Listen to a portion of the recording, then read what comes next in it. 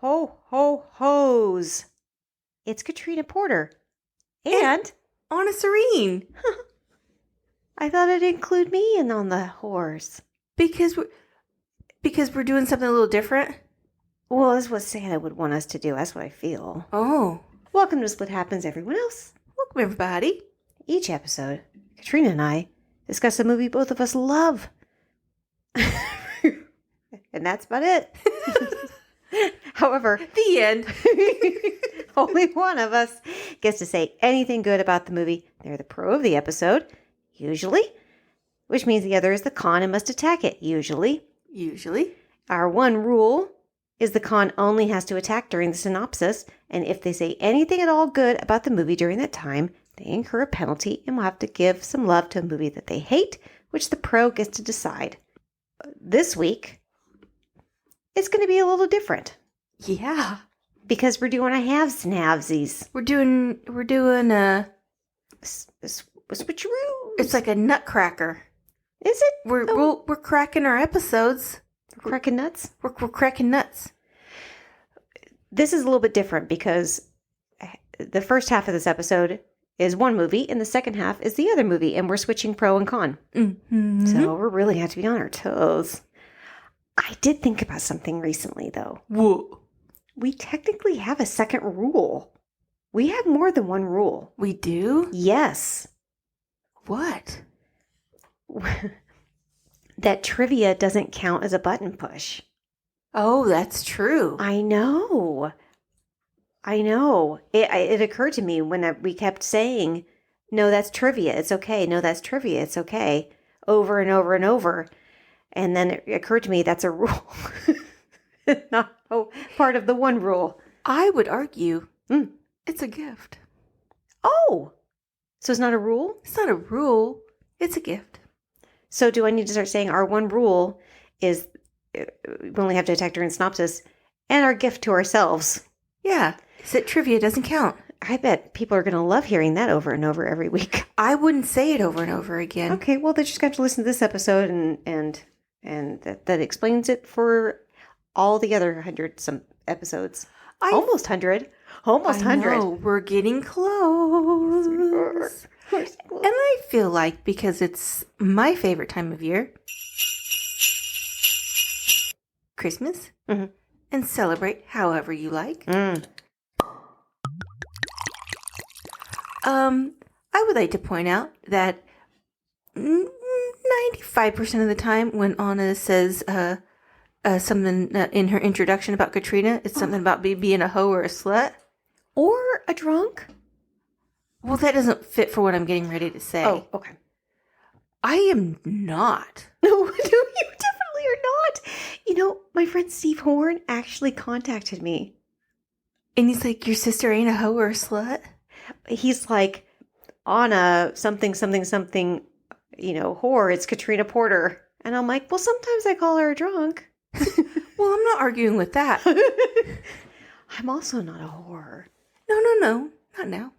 No, not ever. Not ever. I just... You didn't even have those real slutty years. I didn't have anything remotely like that. No. But you didn't even have kind of those years. We're more of like horse thoughts, maybe? Yeah. Because we do like some trash. We have read some trashy books. Well, yeah. And actually, if you listen to this podcast, we really say some terrible things. Yeah, okay, actually, it's fair. I take it back. You can call me whatever you want. Yeah. We don't sleep with other people. No. We don't sleep at all. No. Who has the time for that? Not us. God. Jesus Christ. No. Other people? Talking about the attractiveness of fellow humans does not make one a whore. It just means that I can call you a whore in jest. Oh, it just means that, I have vampire eyes. I have Care Bear eyes. I have so many eyes. I can't help but notice what people look like. You got them hoe eyes. I just got them hoe eyes. Put them all together. I just realized we have only gotten to our introduction. Disclaimer. I have given something up for the holiday season. What? I gave up booze.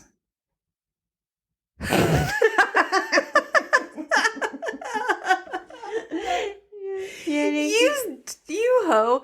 It's even worse. You gave up the tequila we want to drink because we couldn't find it. Dude, I looked everywhere.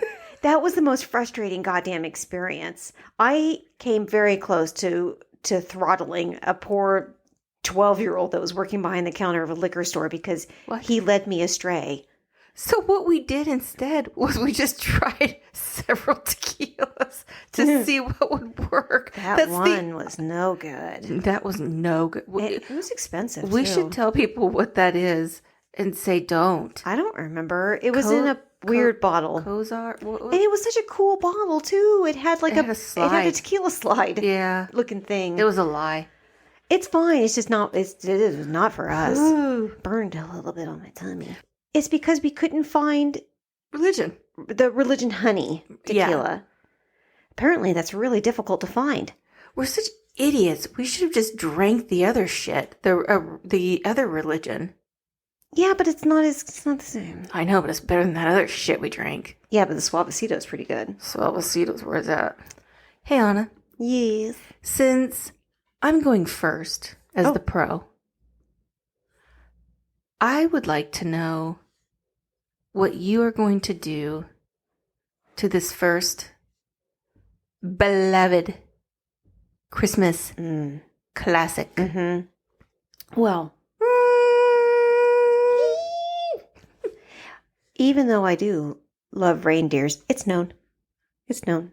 Mm-hmm. However, I am going to make fun of this movie until it tries to run away to the island of mutants from Table 9. So, some of you might think, is this the wedding singer? Mm-mm. No. It's an island. No, it's not. This is 1964's Rudolph, the Red-Nosed Reindeer.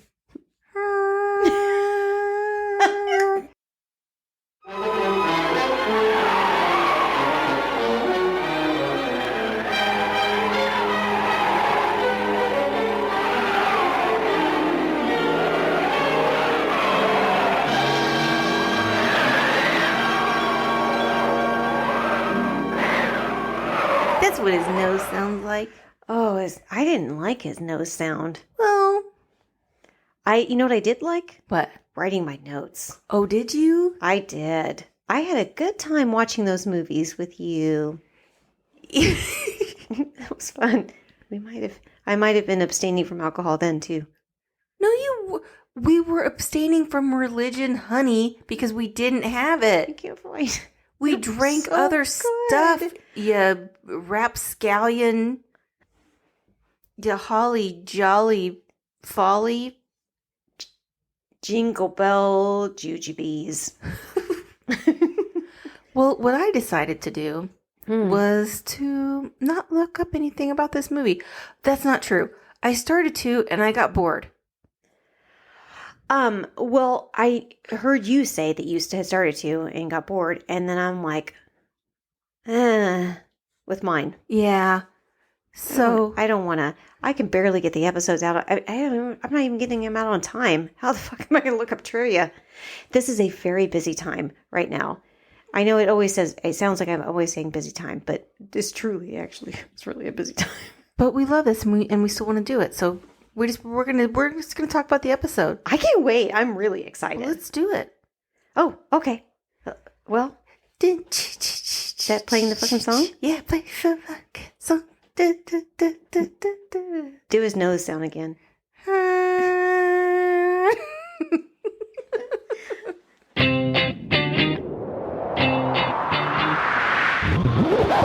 Let the games begin. Our movie begins with an old-timey news clipping that says there's a snowstorm coming, and it's tough going out there for a pimp. And oh no, foul weather may postpone Christmas. But I have news for you. Nothing will postpone Christmas on my watch. What is going on? Is this our movie? Yes. This poor newspaper editor, who I can only assume unalived himself after writing the headlines of these newspapers, gave some very spooky, global warming type stuff. That's global warming's not real. Oh, I know. It is a hoax put on by penguins. Speaking of hoax, I don't know how penguins. I don't know how well our microphones pick up, but my dog Leia was just licking air a second ago, so I hope that didn't pick up. But if you heard a weird sound in the background, that's what that was. It actually doesn't usually pick up a lot of background stuff, shockingly. She's so fucking dumb. It did pick up, and I had to edit in the last episode. Your husband was in an entirely different wing of the home. The lake house? At the lake house. Uh-huh. And he sneezed. And it was so goddamn loud. You could actually hear it in the episode I had to cut. And then you going, God damn it, Gary. Do yourself a favor. Watch the SNL skit of Kristen Wiig and Will Ferrell. Where it's a cough syrup commercial. That is my husband sneezing and me. I startle easy just in general, so that's not his fault. But his sneeze is so goddamn loud. Anna sent it to me, and she's like, "Watch it." So, and I'm like, ugh. And Anna sends me stuff like, yeah, a lot. But I watched this, and she said, "Watch it with Ty." And so we watched it, and Ty's like, "I don't. What's wrong with the? I'm like, this is you, Ty. This is you. Anna is sending you a message that there is something wrong with you." Yes. That's why our family always chooses the brand. You sound like a lunatic. You're just screaming. It is unreal. Just sneeze like a normal person. Hi! Gary! Okay, wait, so where were we? Are we on the global warming hoax and penguins? Yeah. Okay, don't take my word for it. Sam the snowman is here to tell you that the snowstorm tried to shut shit down.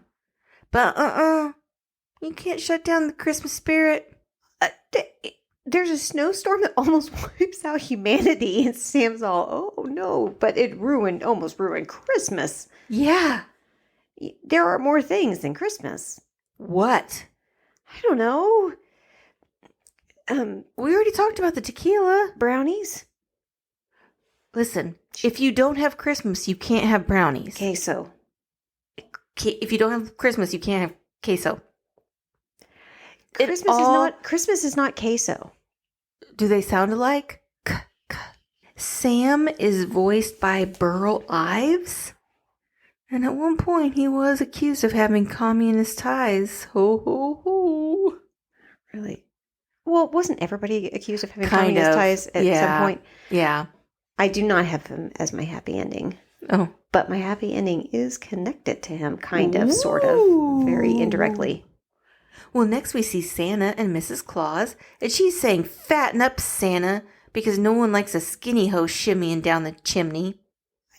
This whole thing looks cold as fuck, and ooh, look at the Claus's castle. I didn't know the North Pole was a serfdom. I love that castle. You love that it's like he rules over the peasants. I love finding new dreams. Where are you going with this? I will tell you. You know how much I love Christmas. Mm-hmm. And when I rewatched this movie with you and had tequila, I was like, oh my God, I could live in a castle on the North Pole where it's all about Christmas. I would be cooler than Santa because I wouldn't be like, I would have like a way better minimum wage, and I would have universal health care. And if, someone wanted to be a dentist, I would be a dentist. And then if someone needs a dentist, we got a dentist in-house. You are very accepting of the LGBTQ I would, you know what? community. This place we would have parties. We'd have karaoke. We'd have tequila tastings. You know what you would be coming into this place after Santa? It's like 9 to 5. You would show Yes. up and be like, "We're having childcare. Yes. We're gonna sassy this place up. We're gonna no more beige. No. No more beige. No. Red and green. But no, respectable colors. Yeah. I mean, for sure. But happy. yeah, but I was like, a castle where it's all about Christmas all the time? Yeah. Hey, Katrina. Yeah. How do you feel about the cold? Ooh. Yeah, when you were talking about being cooler than closet, I'm like, yeah, you sure would be because you are always freezing. You're the only person I know that wears full long sleeve black shirts and full, I almost said long sleeve pants. Say it, bitch. You are head to toe in coverage Mm-hmm. in the summer because you're constantly freezing. Yeah. Not a slut. Not a slut. Uh-huh. But you would be quite miserable at the North Pole. No, because guess what they have there? Hmm. Magic. So you don't get cold. You look so smug right now. I am. They have Christmas magic. Right. Santa does. No, Santa does. the magic isn't in Santa. That's the trick, everyone. The magic's in you. Oh, the magic can be through anybody, so anybody could deliver the Christmas presents. No, just the one that's chosen to be at the North Pole in the castle. The chosen one. So you could be warm, but all of your other peasants and other people are all No. freezing. I wouldn't have peasants. Remember, I'd have that equal pay No, stuff. that's how it is in the North Pole. I mean, you Uh-uh. can have the equal pay all you want. You think that's cute, but the fact of the matter is there is a system already set in place. That was 1964. No, the elves they'll fight back on this one. No. They'd be cool because I'd have like hot cocoa bar with like, So the new one thinks that she can buy us off with hot cocoa. yeah. And I'd be like with peppermint schnapps and they'd be like, okay. She thinks we're all alcoholics. Yeah. That's how you get warm, dipshits. The elves are going to play You Can't Win. No, yeah. Good luck. Good luck. Do you know how long I've been married? Okay. This ain't my first time ruling over My fiefdom. lower class. Yeah. Listen, don't make me stretch. It hurts at this point in my life. Oh, I don't want to stretch. I just started to I actually, while I was in mid knuckle crack for dramatic effect in this audio only medium, I was worried that I was going to, even now, miming it, I'm like, I'm going to break something. I would have hot cocoa with or without peppermint schnapps. I would also have regular or decaf coffee. Here's my options. You can add amaretto, Bailey's, or Kahlua with or without whipped cream.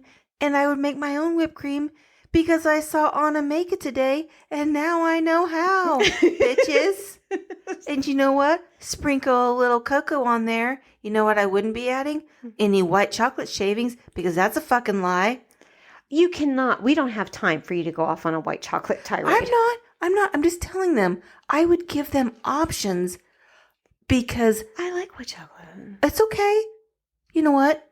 And I'm going to keep calling it chocolate. They could have white vanilla shavings if they want it. You mean white chocolate? No, they could have that white vanilla bark. It's made with cocoa butter. Is that you? I thought there was a noise up above. I thought that was a child. I just don't want it called chocolate. It's so smooth. Sam wants to tell us all via song about the most famous reindeer of all, Rudolph the Red-Nosed Reindeer. Do you suppose the other reindeer get tired of Rudolph getting top billing all this time? Who gives a shit? This has some strong Destiny's Child vibes. Sorry, not everyone can be Beyonce, Red Nose. Oh. So Yeah. I guess Kelly Rowland doesn't matter. No, she matters. And the other one. But Red Nose is the Beyonce of the reindeers. What's the other one's name? Michelle. Michelle. I don't know her last name, but for sure her first name is Michelle. Exactly. Does anybody know Blitzen's last name? No. Donner just became a proud papa. Rudolph was born, and guess what? He has a shiny nose. And not only that, it makes the most pleasant sound ever. For crying out loud! I really hate that noise. You do? I hate that noise, and I know you do too. I don't. It's very distinctive. Yeah? It lets you know who's there. It's like... Yeah, well, so does like a foghorn. Speaking of which, Leia, can you stop licking your cooter for 5 seconds? Although that was perfect timing. I don't like the way Ty sneezes. However, when we are in a store I was going to say you can locate him. and we get separated, I can find him by his sniffle. Well, there you go. I do stop when I'm looking for him, and I just wait to hear him sniffle, and then I find it's like a sonar. Sonar. Yeah, that's how I find him. So there are things that are great about someone having a distinctive sound. You have a distinctive sound. It's like an angel. It's like a sugar angel. You want to talk about Santa shining up his balls? Well, Skinny Santa shows up to check Rudolph out, and he sees Rudolph, and initially he isn't as impressed as he should be about the nose sitch, but he will be, mark my words. Santa's a bigot. Santa is a bigot. Santa is a bitch. Santa is under a lot of pressure, and he just needs things to run smoothly. So he doesn't like things to really deviate from the norm. Am I saying, is that right? Santa's a dickhead in this, and Listen, you know it. You know what? Huh. I think he's just making room for someone else to step in. A little blonde somebody with some Christmas cheer. God damn, heavy is the head that wears the crown, am I right? He does say that he has to shine up his bells every year. Balls. Okay. And that he is the king of jingling. Hello. Hello, that's me. And then Donner has an idea, and I won't say what kind of idea it is. Does it have to do with balls? Well, it is to hide Rudolph's nose. But noses are gonna nose, am I right? Oh, shit. Now we got some elves, and they are hard at work making some toys. All except Hermie. And he wants to be good at making toys, but his hair and attention to detail suggest that he might be better suited to something like podcasting, or social work, or baking. His hair and personality, and I'm going to tread very carefully on this one. Or drag racing RuPaul style. Yeah. He definitely seems like the elf life is not for him. And I think maybe he would be happier with maybe like the theater group, specific musical theater group. Well, what he wants to be is a dentist. I feel like he wants to be a dancer. The North Pole is a troublesome place. Definitely if you have anything whatsoever having to do with being different. Hermie does get dentist shamed by the head elf, and he asks, in song, why is he such a misfit? And then he does what we all have wanted to do at least once. Bitch, you can't fire me, I quit.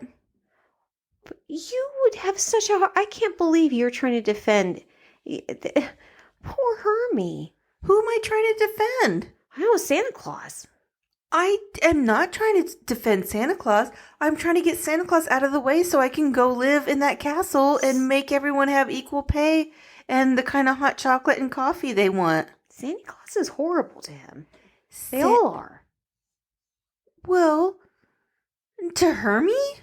Everybody's awful to Hermie. Everybody's awful to Rudolph. This place... I'm just going to say, the North Pole fucking sucks. Well, it's just, I think it needs someone who has had some stress in their life and needs a change. No. Mm-mm. I'm not okay with you moving to Wichita. I can't be. You He's can't a move. big change. I can't handle that. And you know I'm not doing the cold. And a Christmas spirit. Can't we just like gather around Christmas decorations or something? Yeah, it's good. I'm good. Okay, good. Donner is trying to keep Rudolph on the conformist path. And Rudolph asks in song, "Why am I such a misfit?" But he hasn't gotten to the point of quitting before he can get fired yet.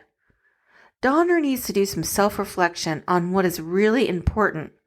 But I think it's going to be at least 38 more minutes of this program before he gets there. We get a bop called "We Are Santa's Elves." Right? Am I right? I don't remember it. And I personally love how supportive Mrs. Claus is. She's like, "Get it. That's Mrs. Claus. Yeah, how does Santa feel about it? He's like, I got some Anything else to do? leaky cauldron. He did not say that. I got some elves gone wild in my butt. No, he didn't say that at all. I think he's got diarrhea. No, we don't use that language. Thank you. I think Got some he. Santa Land slipperies. I think. I just think, he's lost weight. He's not eating. Mm-hmm. He's cantankerous. I think maybe, does he have IBS? I don't know. Something's not right with Santa. Has anybody considered that maybe Santa has a tapeworm? Or that maybe he's lactose intolerant? Lactose intolerant, like in the ref? Yeah. Santa can't drink any more milk tonight. Santa has a lactose intolerance. It gives him horrible gas pains. You want to see Santa farting down everyone's chimney? Well, I hope when Mrs. Claus is walking out of the room calling Mr. Claus, she goes in the other room and reads him to filth. Like, "Listen, you pasty-bearded bastard. You clap for those elves, especially for the dentist wannabe with the good hair, or I will ram that sleigh straight up your ass." No room for diversity on the North Pole, I guess. They don't have any black elves? They don't like anything different. And no, they don't have any black elves. Yes, they do. They had 2. Really? Yeah. Where were they? And also, this is the other thing that I kind of wanted Mrs. Claus to say. I also wanted to go, I never told you this, but red-nosed reindeers are kind of my kink. Gross. Just to see what he would say. Like, To Santa? To Santa, to kind of like test him, to be like, if he'd be like, "All right, we're done," or "I kind of depend on you for everything, so." This is a bigger conversation. Can we talk about this after the podcast? Sure. I'll forget. Anna, Yeah.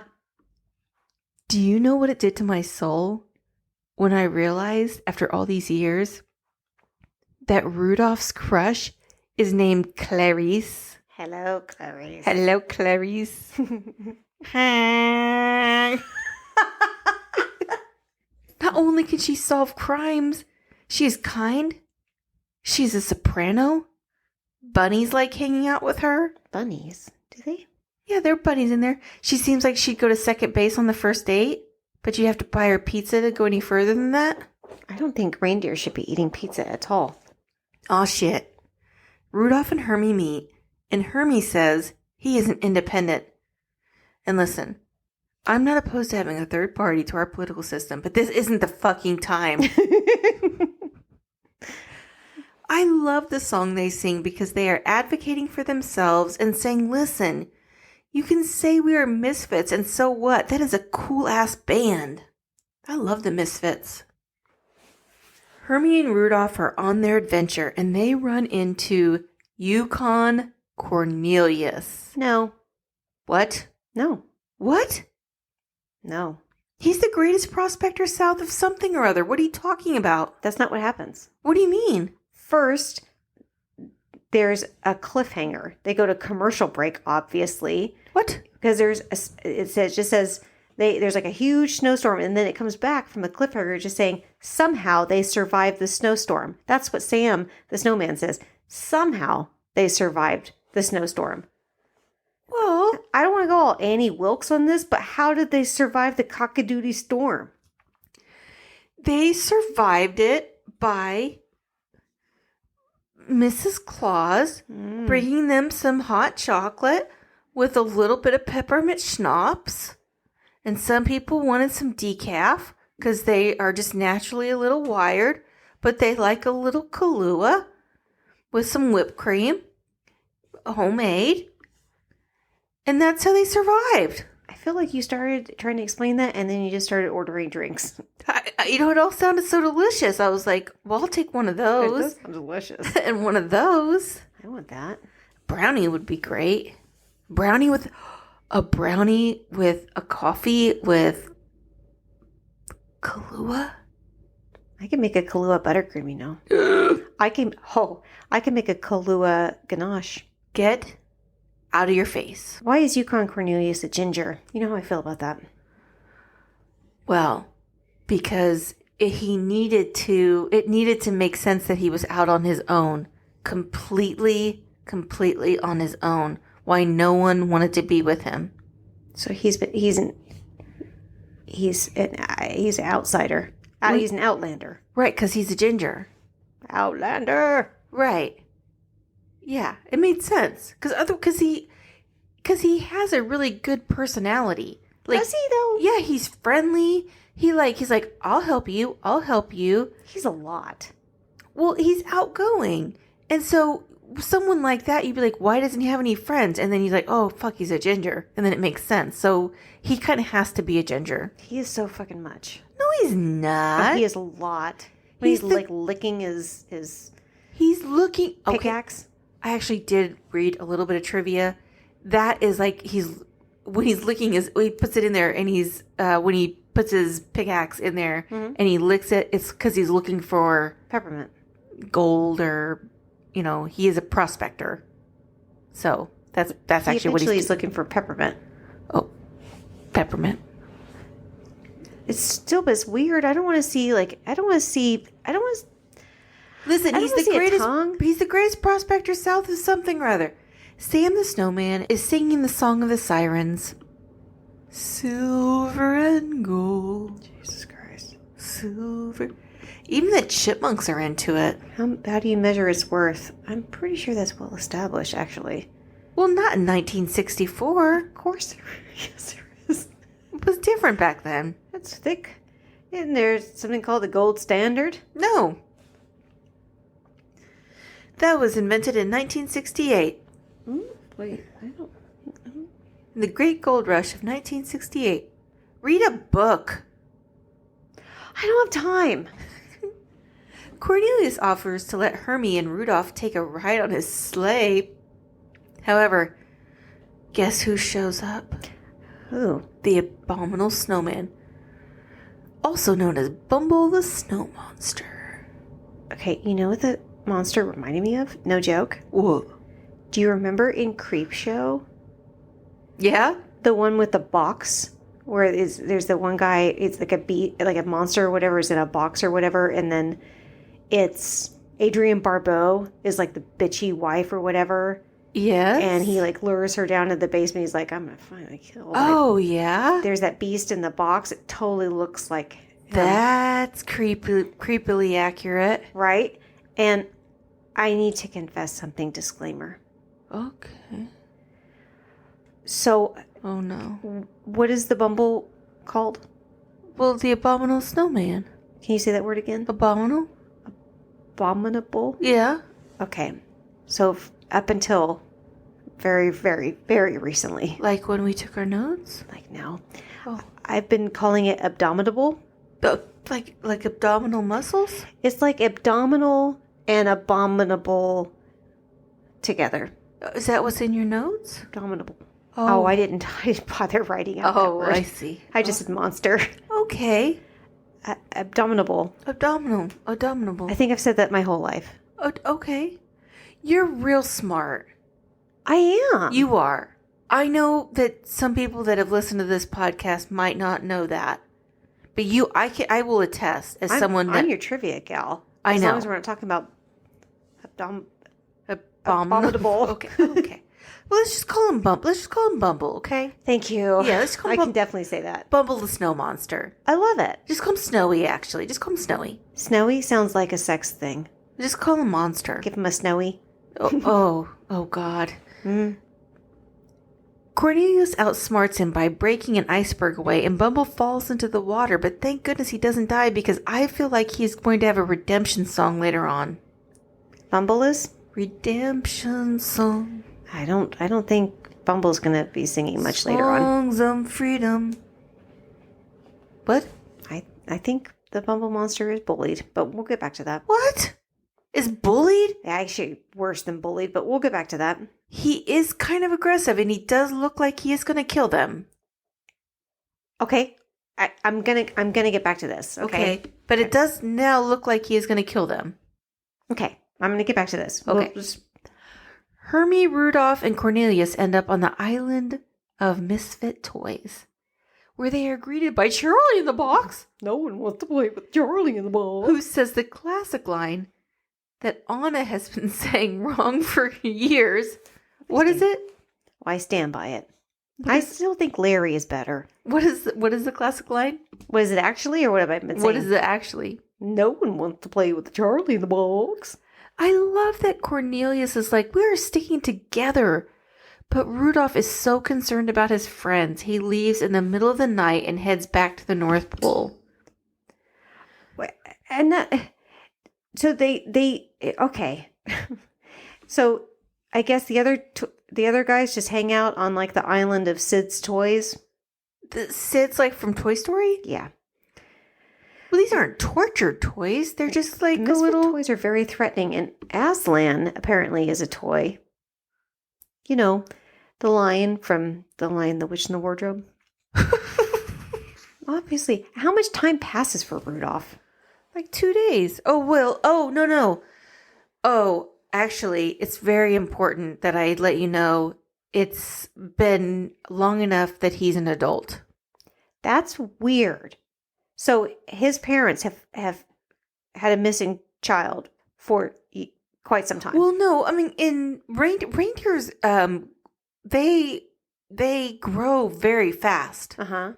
Yeah, so it would be like years to them. No, it would be it wouldn't be like they like it's dog years, like, so they missed all of those dog years. Then they missed all of his formative years.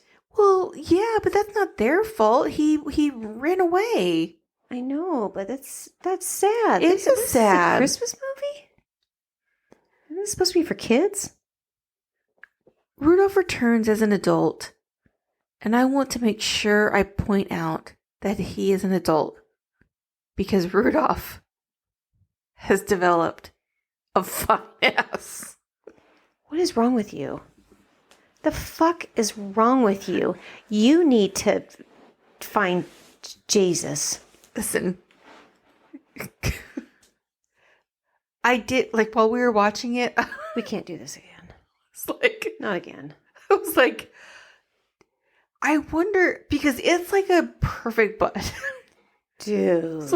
Did that where they get like the Brazilian butt lift from? Like that? Because Rudolph has a fine ass. I'm ashamed for you. I have like, what's the term for like vicarious shame? Okay.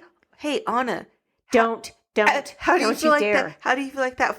How do you feel about that fox from Robin Hood? I think he's fucking fine. Like everybody thinks.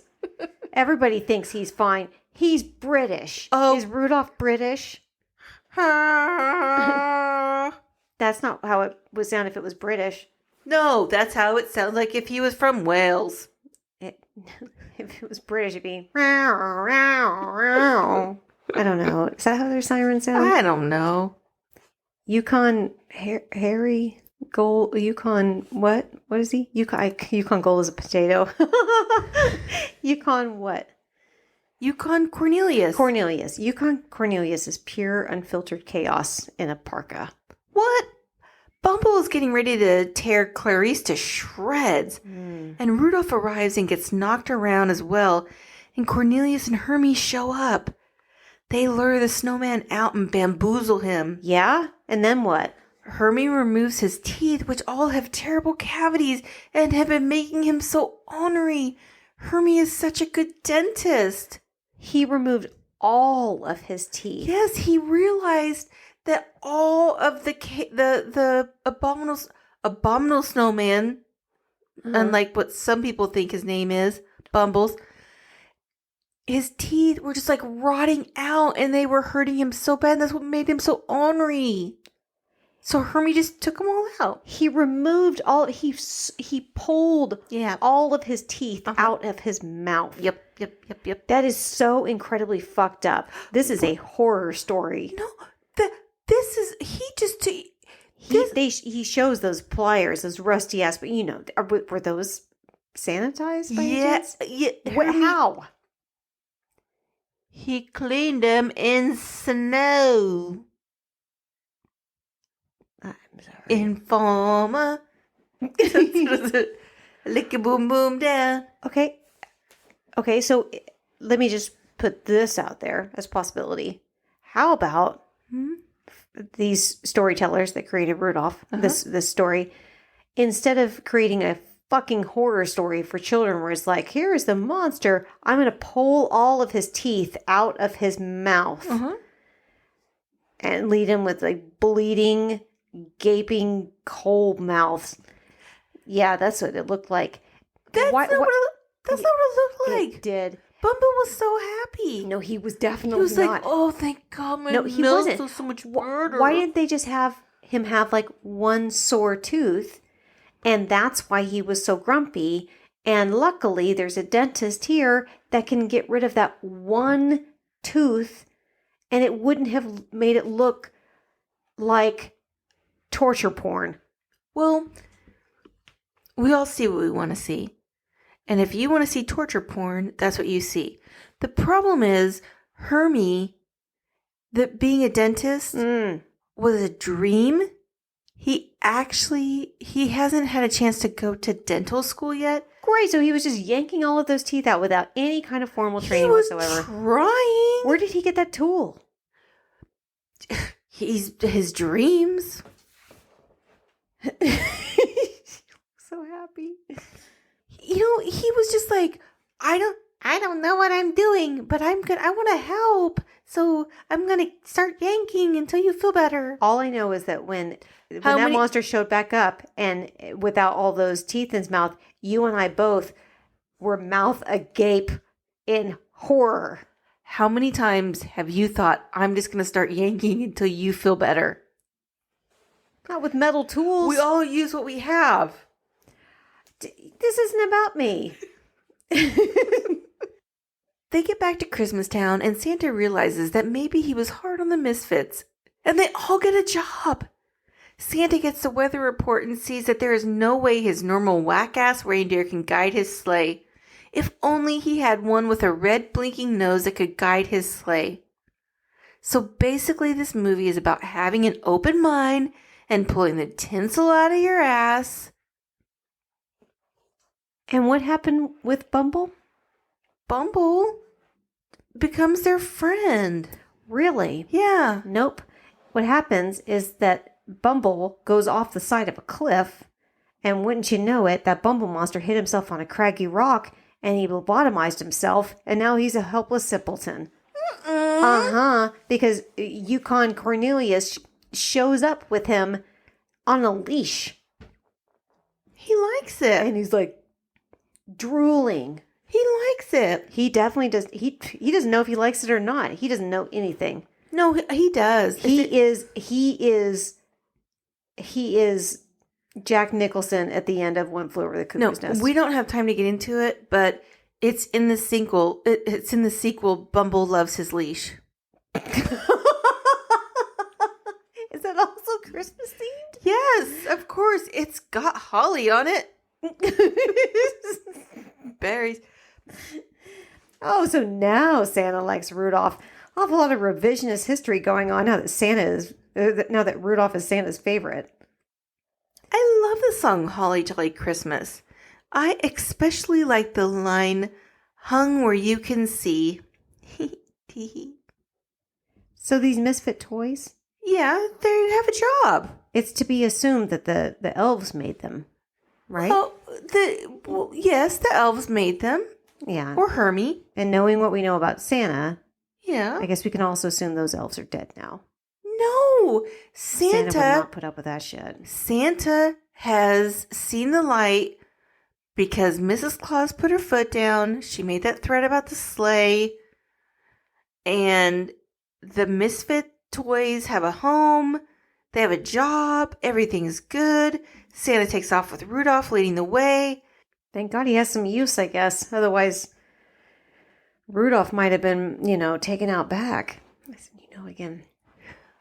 Yeah, Merry Christmas. Rudolph might have gotten the old Yeller treatment. But he didn't. He saved the day. Merry Christmas.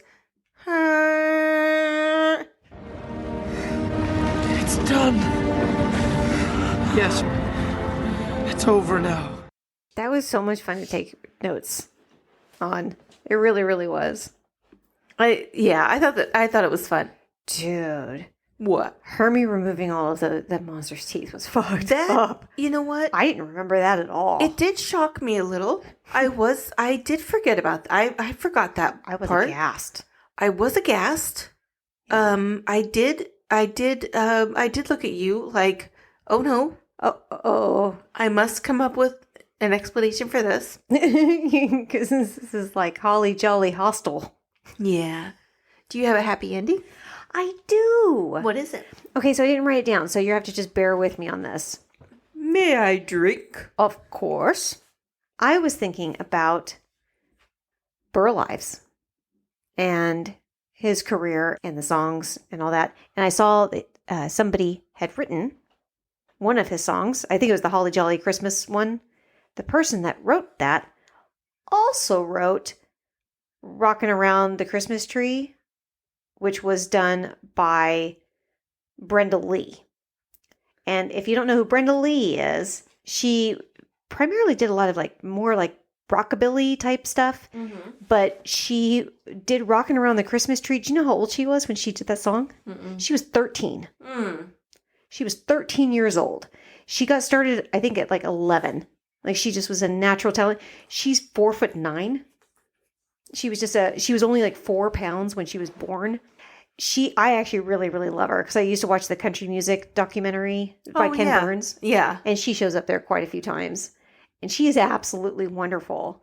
But what is really exciting, what was so neat when I started looking into her, I'm like, oh, she's a delight. And how neat that it kind of connects, that she connects to Burl Ives, who was in this or whatever.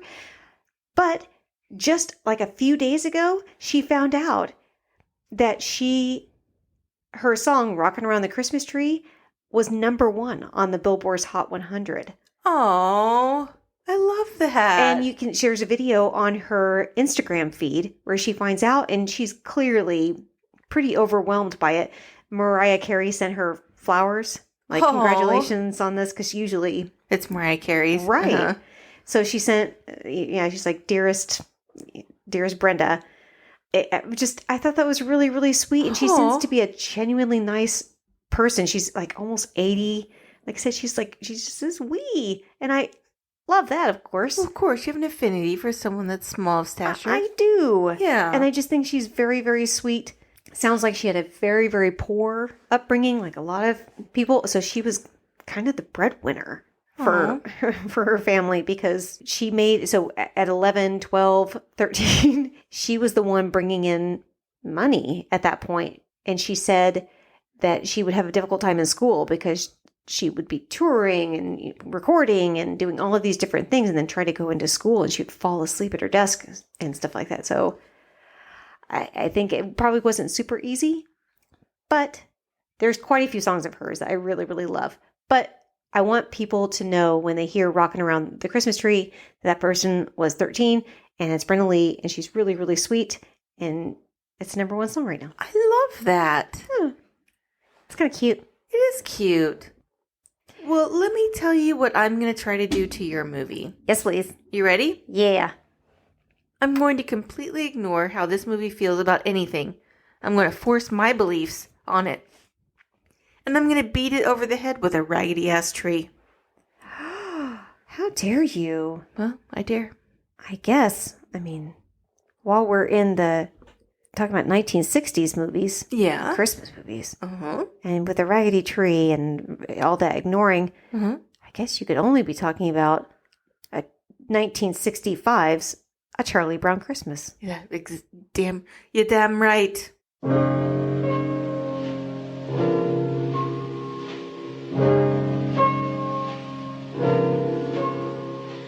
Christmas time is here, happiness and cheer, fun for all that children. It is really short. It is short. It is a short movie. It's only about 30 minutes long. Yep. I'd say we just keep this train going, toot. 2-2. Let's do it. And just go straight in. Yeah. All right. Let the games begin. Christmas time is here. Yeah, that's yeah. But how would you describe that? Well, this movie starts with ice skating. No, this movie starts with the creepiest voice singing, Christmas time is here. Yeah. It's wonderful. Christmas time is Creepy here. AF. All of the music is done by Vince Guaraldi. Okay. I really, really love that soundtrack. Mm. It is impossible to hear that soundtrack and not feel joy in your heart. No, I have anxiety. My butt puckered up when I started hearing Christmas time is here. You must have hate in your heart. Your heart must be ice cold. Nope, it's not, because I'm moving to the North Pole where I take over Santa's spot. And I'm going to bring equality to the elves and have hot chocolate with peppermint schnapps. We're not talking about that anymore. Okay. We're on to Charlie Brown. Yeah, and where the Peanuts Linus gang. tells Charlie Brown that his feelings are invalid. Where Charlie Brown and Linus are discussing seasonal affective disorder. Oh, yeah. And Linus tells him that his feelings are invalid. And Charlie Brown's hyper-focused on how other people feel he should feel. Oh, God, are you going to therapy this whole episode? Oh, yeah. Oh, fuck. And This is the then only time I've ever felt like I'm fucked. And then nobody sends him a Christmas card. And then he tries to point this out to his friends. He's like, hey, thanks for sending me a card. And she's like, I didn't send you a card. He's like, yeah, it's sarcasm, asshole. I was pointing out that no one sent me a card. Yeah, I mean, I'm crying out for help. he is crying out for help for sure. That's Charlie Brown has to show his group that they have some growing to do. Oh, here we Yeah, go. this is how unique is that? It's not about the protagonist needing to have growth of spirit and maturity. It's everyone else. Uh-huh. Charlie Brown hopes to get a Christmas card. But alas, everyone hates him. And it's probably because of all those hate crimes he did the previous year. You're suggesting Charlie Brown did hate crimes? He's bald. What? He's a skinhead. He's not. He does wear the combat boots. Okay, you're trying to trick me. He does give out Nazi paraphernalia. No. I sure hope Charlie Brown gets a pediatric therapist for Christmas. That's my hope. And the kids take turn throwing snowballs at a can and catching snowflakes on their tongue. Aw, cute. No, that's not what happens. What? Charlie Brown stumbles across Snoopy, who has way too many bones than is healthy for that dog. You know that any day he's going to get that dog diabetes, and I haven't heard Wilford Brimley say shit about that. Where are the oatmeal commercials for dog diabetes? Check your blood. Check it often. Ruff. See? Have you ever heard that commercial? No, because no one gives a shit about dog diabetes. Just out of curiosity, Mm-hmm. do you think that Pigpen is his given name? We're not there yet. And I know why you want to go there. What? Because you want to skip past the fact that Charlie Brown goes to talk to Lucy. Lucy is not a real doctor. She has no medical degree. She is hyper-focused on money. She does not care about Charlie Brown. She tells Charlie that because he knows he has a problem that basically is fine, and she is telling him this because she did not go to medical school and is completely inept. And then she says if we can find out what you're afraid of, we can label it, as if that solves all problems, because everyone knows getting labeled is what making people feel better. First of all, she's like 8. Charlie's doing some soul searching and he seeks out help at a psychologist. And I want to know something, Katrina. Yeah? Who did you dress up as for Halloween when you were a child? Lucy? Yeah. Is that why you became a therapist? She doesn't even say that she's a therapist. She suggests that she's like a medical doctor. Because kids don't know no better. I became a therapist to bring respect back to therapy. To actually Thanks, Lucy. No, to go and get like an actual degree. Thank you, Lucy. No, Lucy didn't do that. Lucy tells Charlie what he needs to get over the holiday doldrums. And he needs to get involved with something. I think that's solid advice. She suggests Charlie become the director of the school Christmas play. No, Lucy's like, we don't have anyone to do any of the grunt work for our Christmas play, so that will cure your Christmas blues. Come do unpaid labor so we can shit on you some more in group setting for free. Let me ask you something, Katrina. What? How do you feel about volunteer work? I love volunteer work in general in a setting where people are supportive, which is not what this is. But that's not what you just said about him not getting paid and all that kind of nonsense, whatever you said. I stopped listening because I thought it was like, I've got her on this one. Where we can shit on you some more in a group setting for free. That's not what that was not her intention. She really she wants the Christmas play to go right. It's clear. Like when we're there, she is quite bossy and she wants to, because she wants things to go correctly, just like you. Anyway, but first, before we get into that, besides Charlie having the Christmas blues, Charlie is super annoyed with what he sees as commercialism overtaking the season, and we see that with Snoopy and also with his sister Sally. What? Point of clarification. Sure. Yes. Are you comparing me with Lucy? I'm saying you dressed up like Lucy. Okay. And that's where that comparison ends. Or this ends. Mm-hmm. This ends. Yeah, no, I don't want it to end. Okay. Yeah, okay. Hi. Hello. Sally comes up to Charlie Brown and asks him to write her letter for Santa. So basically everyone is asking Charlie Brown to do everything for them. And this kid can't catch a break. You don't know what you're talking about. Charlie just wants things to go good for Christmas. At the Christmas play rehearsal, Charlie is all, get to work. And everyone else is all, let's dance, like Footloose. Whoa, whoa, whoa. What? I have a couple questions. What? Why isn't someone intervening on Pigpen's behalf? Like, isn't anyone concerned that there's like dust and shit following him around? Several people mentioned something, and there's always a dirty kid. And was there a penguin at the birth of Christ? I don't know, I wasn't there. And then Lucy demanded that Charlie Brown direct the play, but she's of course taking over everything. And she's here, and I need you to let me, grab your drink, because I need to go on a rant for a minute. And you are going to agree with me on this. I doubt it. Yes, you are. Not a chance. She is also playing You Can't Win with Him. And the rules are you can't play, you can't win unless you are in a serious committed relationship.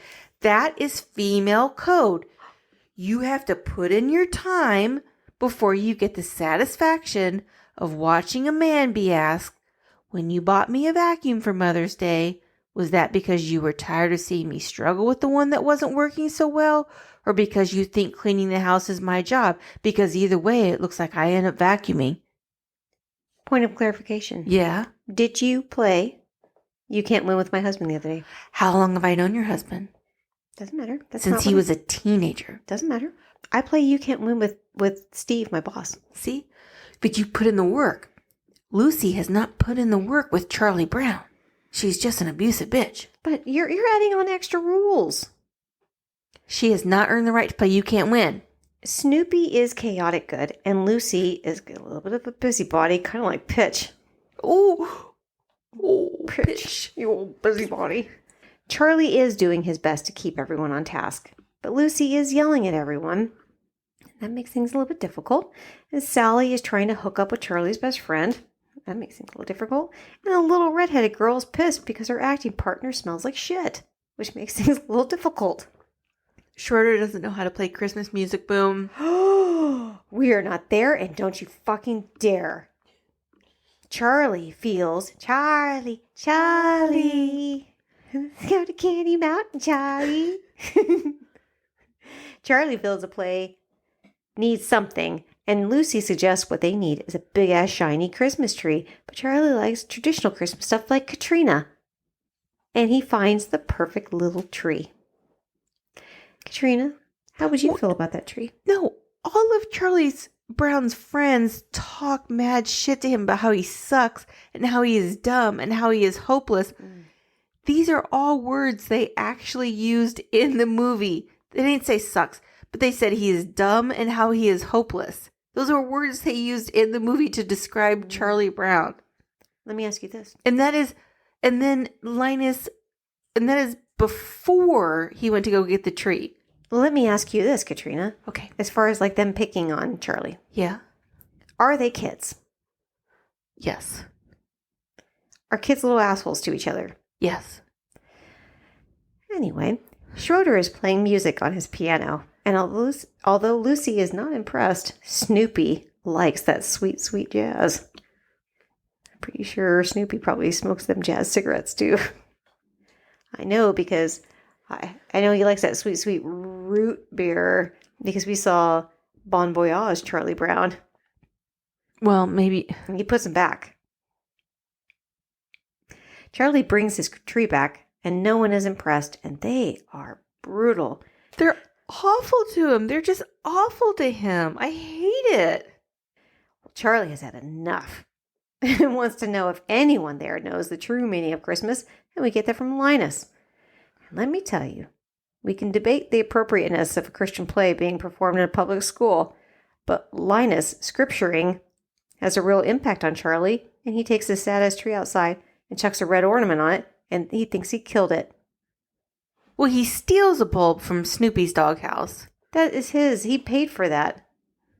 But then his friends completely changed the tree to make his look like a conformist tree. Like, they're like, oh, look, Charlie Brown's tree's so cool. And then they completely change it to look like they want it to look.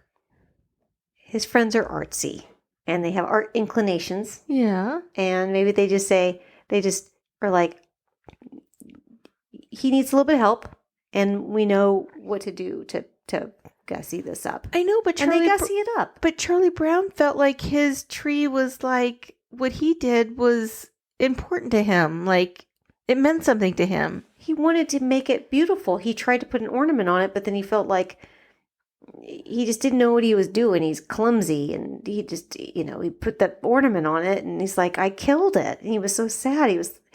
Said he can't do anything. He feels he can't do anything right, but his intention was good. And he wants it to be beautiful for all of them. He wants to show that even something small and of no account. He feels like he can't do anything right because his friends are constantly telling him that he sucks and he can't do anything right. Welcome to being a kid. Kids are assholes. I know, but he doesn't have inherently. Kids are assholes. But he doesn't have like a single friend that doesn't treat him like that. Not in this movie. This movie was heavily edited. I don't know if you saw. There's a lot of cuts. I mean, this was like Catwoman doing a basketball scene. I mean, this was like just nonstop cut. They help Gussie up the tree, and then they sing a hymn, and that peps Charlie right up, and that's the end of the movie. It's done. Yes. It's over now. Easy peasy. George and Wheezy. Oh my goodness. Ah, Christmas time is here. It is a little weird. Not to me. I love that I actually do soundtrack too. so I know, much. I do too. Neither of us got a button push. I know. I don't think I would have had the heart to do it. Plus, I'm holding your dog, so I couldn't actually push a button. Yeah. She's also very calming. Mm-hmm. She's been chill. I want to know what your happy ending is. Okay. I picked my happy ending for myself, but also for you, because you're my person. My happy ending is about 3 TV producers named Gary Smith, Dwight Hemian, and Larry Grossman. Were they garbage humans in general? I don't know. But there was one moment in time when they changed Christmas as we know it, at least for me, and I think for you too. And that was a time when they got the idea to have Sir David Bowie and Sir Bing Crosby perform a duet on TV. Oh, I know about this. Because Bowie loved his mom, he agreed to perform with Crosby for his Merry Old Christmas TV special, which was recorded on September 11th, 1977, just 9 days after my birth. However, there was a slight hiccup when Bowie arrived to the set for the recording. When he saw that the song they were to perform was Little Drummer Boy, he was like, I hate this song. Is there something else I could sing? Ian Fraser, who was the on-set music guy, was like, we didn't know quite what to do, so they were pretty freaked out. And this was the day they were recording this special. Fraser, Buzz Cohen, who wrote the show, and Grossman left the set and found a piano in the studio's basement. In about 75 minutes, they wrote the song Peace on Earth, an original tune, and worked out an arrangement that weaved together Little Drummer Boy and Peace on Earth. Bowie and Crosby nailed the performance with less than an hour of rehearsal. Holy shit. Bing Crosby was initially really hesitant of performing with Bowie because this was like right in full on Ziggy Stardust, like, you know, but these are 2 different worlds. Yeah, 2 different worlds. Bing Crosby was well on the end of his, he really wasn't performing much. So, but he's already beaten the shit out of all of his kids. So, but he was like, as soon as they started rehearsing, he was like, well, Bowie's great. Like Bing Crosby was really impressed with Bowie. Oh. Yeah, he was into it. And so once they started rehearsing, he saw how talented Bowie was. And the result is what, in my opinion, is one of the best Christmas carols and a perfect example of not judging a book by its cover.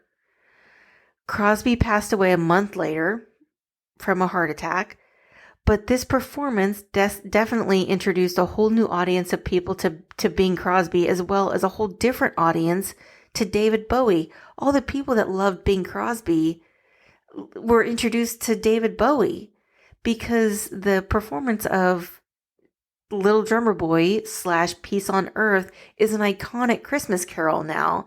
And it's a beautiful song. The melding of their voices is gorgeous. So that's my happy ending. I love that. Yeah. Of course. I had no idea that Bing Crosby died so soon after that. Yeah, a month after. That is wild. Yeah. See, I had always thought that Bowie had come in and was a bit of a diva, and no, like I need to make sure that I'm getting my own part. No, so the way the script was supposed to work was that David Bowie was supposed to come in because his son was born already. I guess like Bowie and Amon walked in and like minks and stuff or whatever, but like the script was like Bowie was supposed to like be like, my son's favorite song is Little Drummer Boy. But then when he saw the song was Little Drummer Boy, he was like, this is not my wheelhouse. Like, so it just, And they were like, what the fuck do we do? We're recording this today. So it threw things off. And then they ended up just creating this beautiful duet. That's really wonderful. And quite frankly, he's right. That song would not work well for his voice. No, if I remember correctly, peace on earth. That's Bowie. Bing Crosby's a baritone. Right. So it was beautiful. Yeah. So it works wonderfully with his voice. But David Bowie only I don't know if only, but I guess a big motivation for him doing it was that his mom wanted him to do this special, this Bing Crosby special. That makes me think of our mom. So, yeah. Oh, that's so sweet. Yeah. I love it. I love it, love it, love it. Are we going to say what our next movie is? Our next movie, we have mentioned it a couple times, and we've already heard from Doug in Iowa. Yay, hi, Doug. Doug said that he was gonna watch it because he hasn't seen Mixed Nuts, and so I hope anyone that hasn't seen this movie watches it before we do it. But our next movie is Mixed Nuts with Steve Martin and Rita Wilson and a billion other people. So that's what we're doing next. That's gonna be fun. Yeah. Obviously, I can't wait for that. Oh, it's gonna be so good. I feel like we need some tequila redemption. I'm gonna have to do another shot. Yeah, are you in? Is that head shaking? Yes. Peace on earth. Another shot. I will do it. I can't say no. Can you end the episode with a little bit of a Rudolph nose? Thanks, Katrina Porter. Bye, Monster. Bye, everybody. Bye, everybody.